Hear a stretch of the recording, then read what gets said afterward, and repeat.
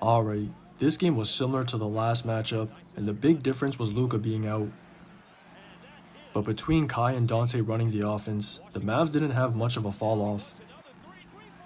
Kai was making the right pass when they were up on his screens or shading him, and both of them always played with pace. That was the big contrast if anything, and even Daniel Gafford or THJ had some nice dimes throughout. But it did help with 3J Washington being on a heater early, and he didn't cool down once the entire night. Overall, their offense just looked better than the Dubs, and a lot of that came from their front court's defense.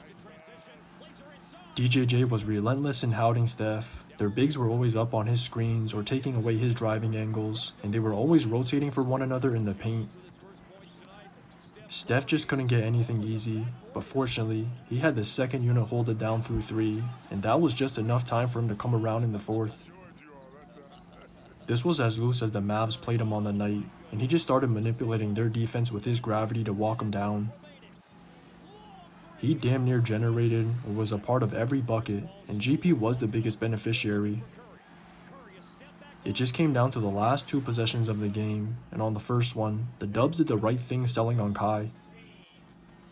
But with Dre being behind on the play, he never looked to track where 3J was on the baseline and just missed a potential steal. If Clay was at least able to stop THJ at the point of attack, then TJD wouldn't have had to rotate early, and Dre would have had time to recover. But since he got beat on the drive, that's the chain reaction, and if anything, their final possession hurt just as bad.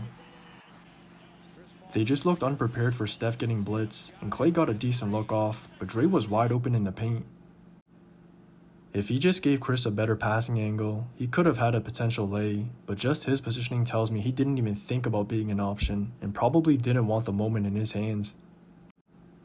If he did, he would have at least called for the rock or tried to make himself available for a quick one. Just watch the tape. Play for the win, and it just kicked iron.